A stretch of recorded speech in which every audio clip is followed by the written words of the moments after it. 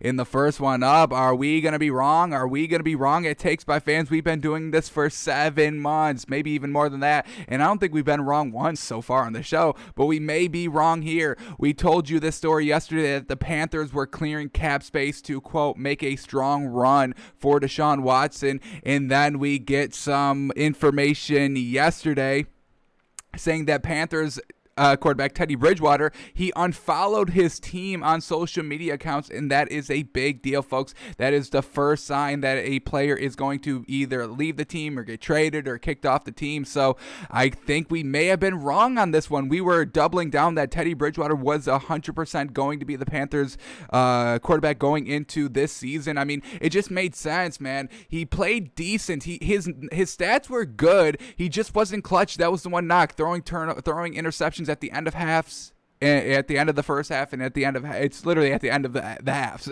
end of both halves. He just wasn't clutch, and we gave him a little bit of a free pass because new season with a new coach on a new team, and even when he played with the Saints, he never got the full season under his belt. He just backed up a couple of games, I think 5 or 6, while Drew Brees was recovering from an injury. So it's not like he's had, seasons in and seasons out. He's been a little stale, coming off the bench a little bit. Now first starting job here, and then it's a rookie head coach from the college system. So, and, his number one safety valve running back was not there. So we gave Teddy Bridgewater a lot of credit for, the brief success that the Panthers had last season. They were always competitive in games. I really don't think they ever got blown out, and you can thank that to Teddy Bridgewater. I mean, he wasn't working with, Mike Evans and Antonio Brown and Chris Godwin and Scotty Miller and Gronkowski. No, he didn't have anywhere close to those weapons. He made DJ Moore a 1,000-yard receiver this season and Robbie Anderson a 1,000-yard receiver this season.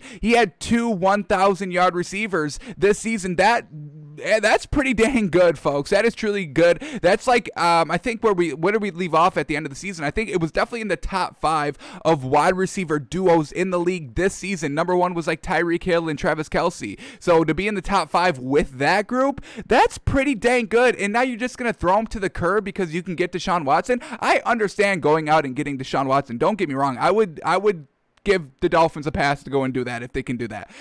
He's a great talent. He's already proven he's fantastic. I get it. But I really just don't see too much upside between Teddy Bridgewater and Deshaun Watson. I think you're building something here in Carolina, and just to kind of throw Teddy Bridgewater to the curb, I think it's a little disrespectful, especially, what gives, this guy, Matt Rule, what gives him any right to kind of come in here and just throw people away just like this year one? I mean, you're coaching, you coached to a 5-win season. You had some talent around you, so why don't we just get rid of the head coach and replace him with a better head coach? I mean, we can find some good head coaches out there. Doug Peterson's out there. I'd go out and get Doug Peterson. So, how would Matt Rule feel if the ownership said, you know what, Matt Rule, after one season, we can go out and get somebody a little bit better, so we're just going to go and pass on you, and we're going to get Doug Peterson in here. Yeah.